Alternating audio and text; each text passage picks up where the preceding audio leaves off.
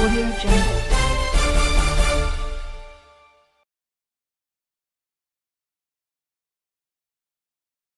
To government till now, and since genes haven't changed, because we were born with it, so it must be environment more than... It is environment, 100%. Because the rice that we are taking then was hand-pounded rice. Today it's polished rice. Physical activity has gone down. Pollution has increased. Today we are working to American timing, so sleep is gone.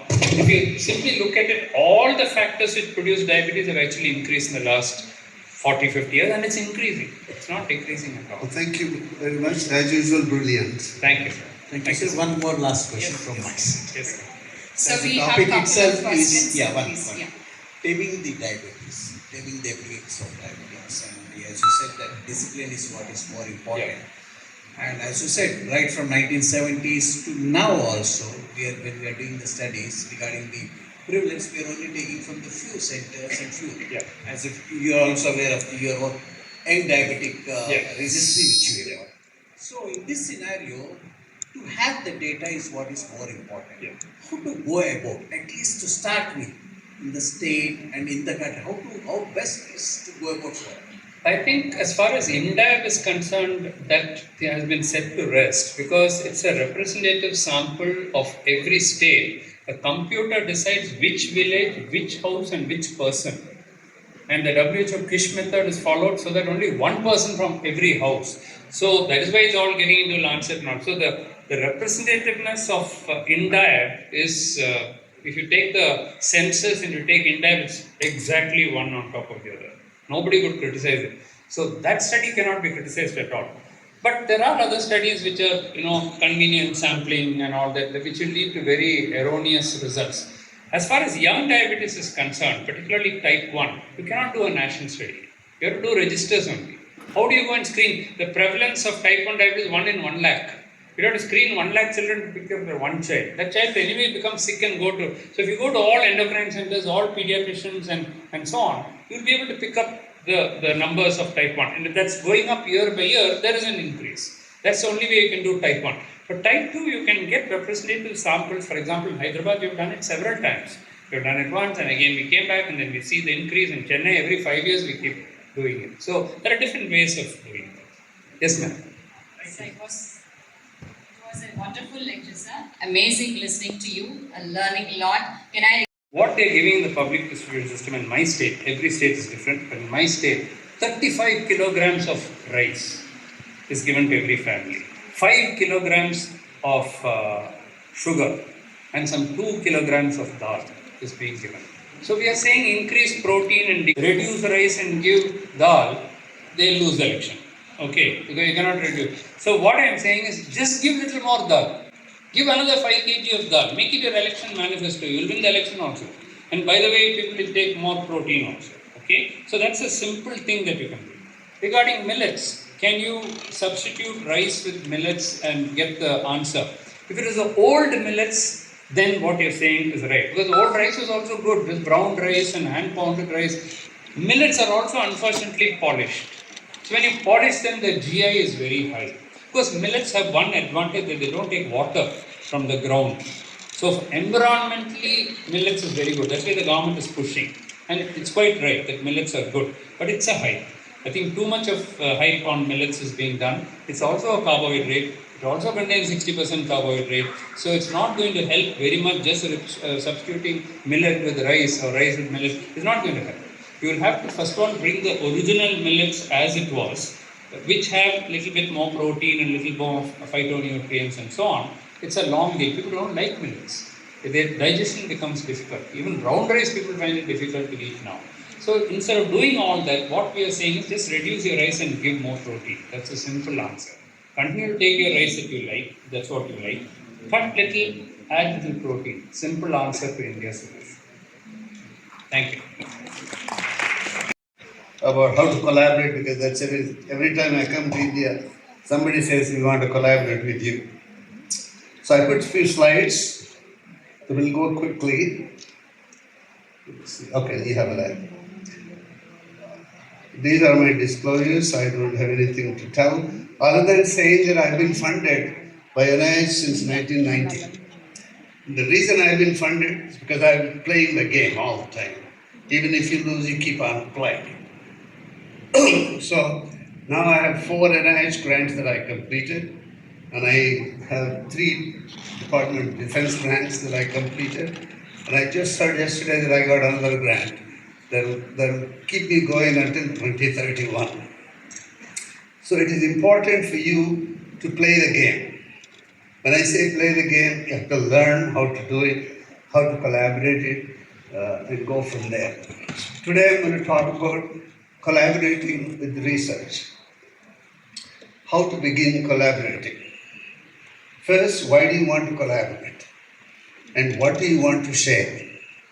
And next question is, do you really want to share? Because sometimes people have some suspicion or mistrust or some understanding that they may not be included in the paper or so forth. But it's always very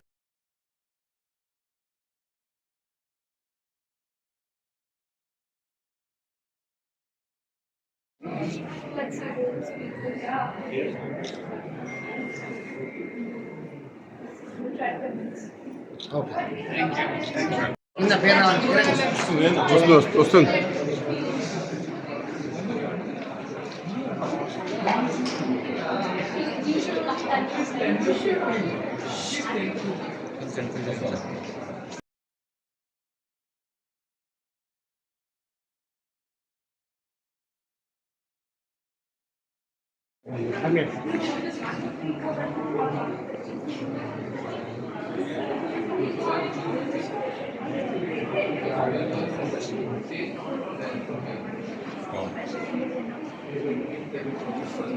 Thank you.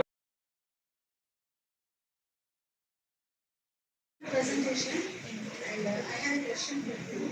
That burnout parent sometimes harm them. But when this stress is chronic, when the demands are more and the resources are less for a chronic period of time, it turns into parental burnout now. So parental burnout is a chronic phenomenon. Are having different times of work and then scattered schedules. Probably you need to look little deeper into the occupations. But before I ask any other question, a good initiative and a big round of applause that you have approached the government of Telangana to bring up this issue, which in fact is going to be much more in the future because we are seeing women working. Coming to the aspect of the gender, did you find a difference between the male burnout and the female burnout? Thank you for your question, ma'am. Ma'am, in terms of prevalence, yes, mothers were 24% affected and fathers were 8%. So burnout in mothers were 3 times more likely and 3 times higher. So this depends on the questionnaire that you have used. What is the questionnaire that you have used? Ma'am, for the assessing the prevalence, we used a validated scale called Which scale? Parental Burnout Assessment Which Scale. one? Yes, ma'am. There are different number of PBS. Which PBS have you used? Ma'am, the latest one, 2018 version of PBA, ma'am. PBA 24? 2018, ma'am. No, that is a publication that is done. PBA 24 is a 24-item questionnaire. PB5 is 5-item questionnaire. Did you use 24-item questionnaire or Yes, did ma'am. you use 5-item questionnaire? We used the 24-item questionnaire. Right. There are certain flaws in that. What are the flaws? This was basically made for the mothers. Okay. Then the second aspect is the question. And I think it's a timely and very much needed talk has been coming up. Not very much in Indian perspective, but nevertheless, in chronic diseases, a burden, yes, the caregiver burden is being studied, and you have picked up the cancer group. Very much appreciated. And I assume you must have done it in MNJ Oncology or where? Which hospital have you taken? We have taken the data from MNJ Institute. MNJ Hospital. Okay. So the next question is, have you taken inpatients and outpatients difference? Because the caregiver burden will be different between in and outpatients. Have you looked into the etiology you have already said, but then the type of therapy? Certain patients will be undergoing surgical. So did you look into the caregiver burden differences in these?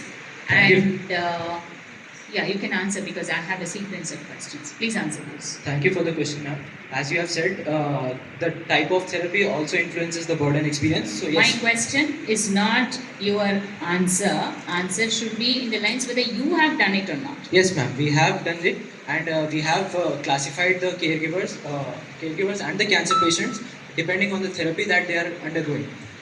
So my question is, which group has more amount of caregiver burden? Yes, ma'am. And we have not found any significant association with the type That's of little therapy. less likely because surgical will be a limited duration. Chemo and radio, they have to come in a cyclical basis. So I think it should be done in a little more detail rather than just brushing it off, saying that no difference between surgical, oncological perspective, radiation oncological perspective, and the chemo oncological perspective. That's a medical oncological perspective. And then you said you have used ZIT, what is that, weight or period questionnaire. Have you used a 12-point based or a 22 or a 21? What?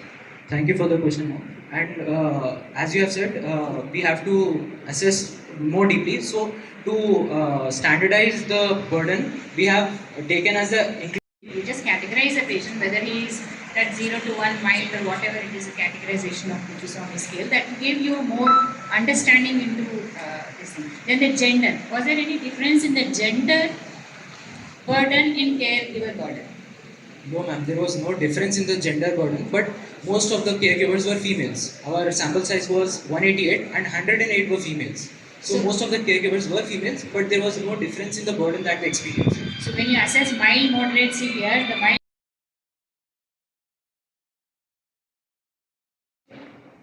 Good afternoon. I'm Dr.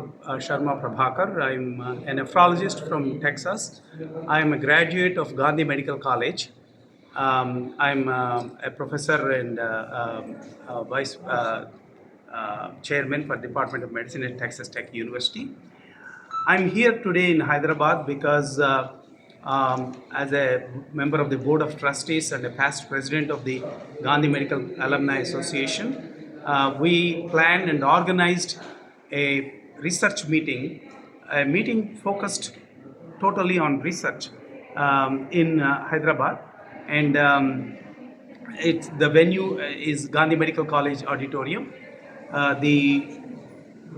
The purpose of this is to give a lot of information to trainees, medical students about the importance of medical research and how that can contribute to the progress of medicine. So this meeting, we got a response that is much more than what we anticipated. We had we estimated about 300 to 400 students to register, but we had almost 800 registrations. And we also had a team of experts from all over the country, and in fact, a couple of them from the United States to come and talk here. For example, Dr. Anupam Agarwal, who is the Dean of the Medical School at Birmingham, Alabama, was here he spoke on Zoom, but he was one of the main speakers. Dr. Somaraju from Care Hospital was another important speaker. Dr. V. Mohan from Diabetes Institutions of India also was a speaker today. We had Dr. Sudhakar Rao and Dr. Manchikanti Lakshmaya, who is a pain management specialist from America. So all these speakers have enlightened and enriched this program, and we are much more excited that there is growing enthusiasm as the name of our conference is GROW. There is this growing enthusiasm about participating in this conference. We are going to make this an annual event. It will be there every year, and we anticipate more and more participation. Maybe it may become a statewide, and in the future maybe a nationwide conference. So we are very happy that this conference was held very successfully at Gandhi Medical College in Hyderabad. Thank you. Nephrologist. We are here for the GROW conference, Gandhi Research Orientation Workshop Conference, and this is Dr. Sunny Davis. He will give his introduction. Hello, I am Dr. Sunny Davis. I am the president of Gandhi Medical College Alumni Medical Educational Society. So, on behalf of GMC AMES, we are presenting GROW Conference, Gandhi Research Orientation Workshop, which was intended for all the medical students and postgraduates of Gandhi Medical College. But looking at the enthusiasm of medical students of various colleges, we had opened it up to all the medical students and postgraduates of Telangana. And we were even surprised to see some registration from Andhra Pradesh as well.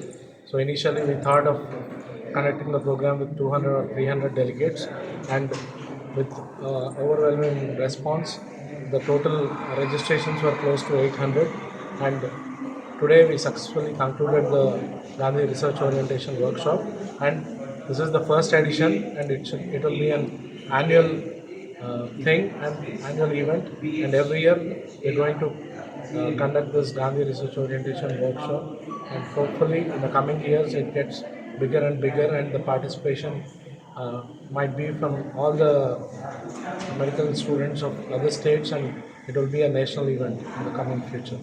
So the Vice Chancellor and some of the main speakers like Dr. Somaraju, they have all opined that this should be opened up to other colleges as well. So we are going to invite all the medical colleges. In addition to Gandhi will be the base, but all the medical colleges will participate in this event.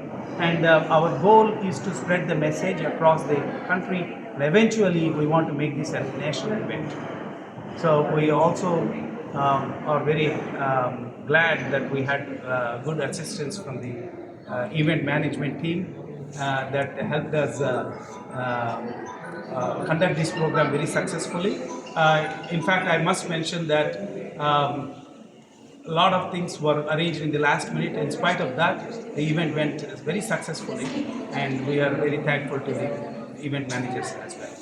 The video technologies. Video technology. We do technologies and Audio 7. They kind of helped us really conduct this event in a very smooth fashion. And the abstract management portal, the symposium portal, like it made our lives easy. So thank you, video technologies as well. In the future, we will try to get you involved early on in the process so that the meeting and the conference will be much more smooth and more successful than currently. The main background for this conference is now recently NMC have also mandated research like abstracts and poster presentations for medical undergraduates as well. Till now it was only a mandatory thing for the postgraduates, and from now on it will be a mandatory thing for the undergraduates, and not just because NMC made it mandatory. Basically the research orientation has to be there for all the medical students so that they'll excel in their medical careers. Thank you.